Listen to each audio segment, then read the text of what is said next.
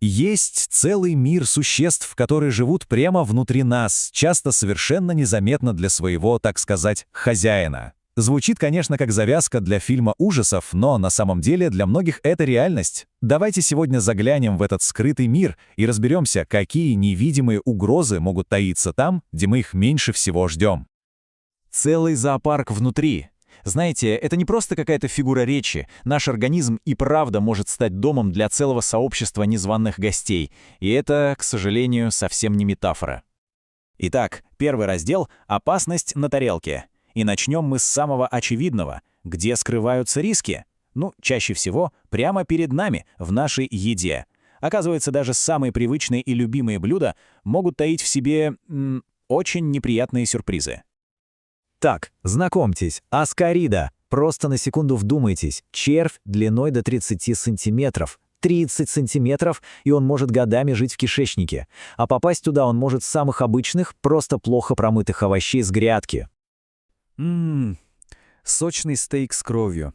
Ароматный шашлык. Звучит ведь аппетитно, правда? А что, если в этом идеальном на вид куске мяса может скрываться нечто огромное и очень-очень опасное? Да-да, 8 метров. Вы не ослышались. Это максимальная длина, до которой может вырасти свиной цепень. Просто в голове не укладывается, что такое существо способно развиться внутри человека. А все из-за одного, из-за плохо прожаренного мяса. Давайте-ка быстро подытожим, что мы уже знаем о пищевых угрозах. Аскарида попадает к нам с немытыми овощами, и главная опасность — это кишечная непроходимость.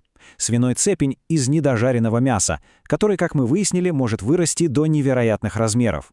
И, наконец, печёночный сосальщик. Он прячется в непромытой зелени и, как и следует из названия, поселяется в печени и буквально ее пожирает.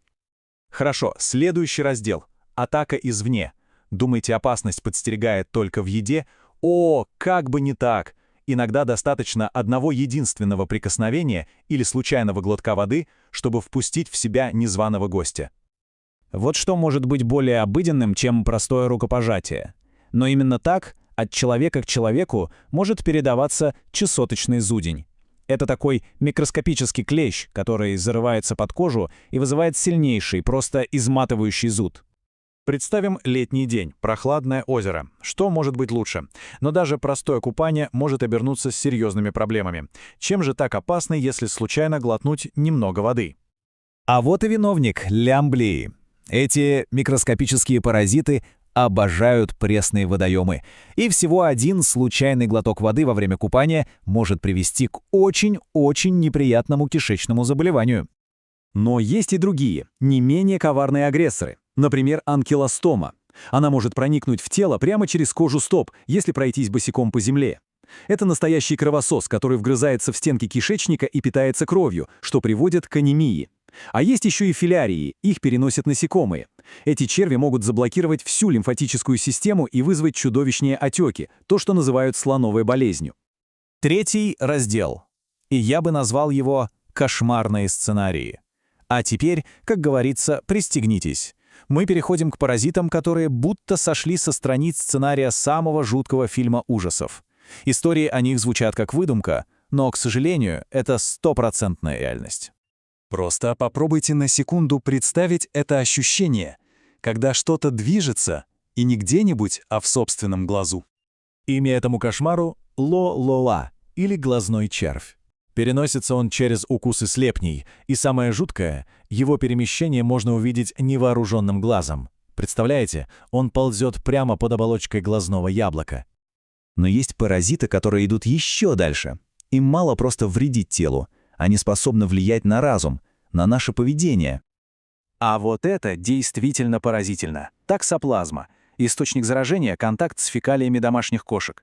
Этот паразит селится не где-нибудь, а прямо в мозге. Но самое невероятное, есть исследования, которые предполагают, что он способен изменять наше поведение, например, делать нас более склонными к риску. Это же настоящий кукловод на микроуровне. И вот, наконец, мы подошли к последнему в нашем списке. Он встречается крайне редко, и это, безусловно, очень хорошая новость.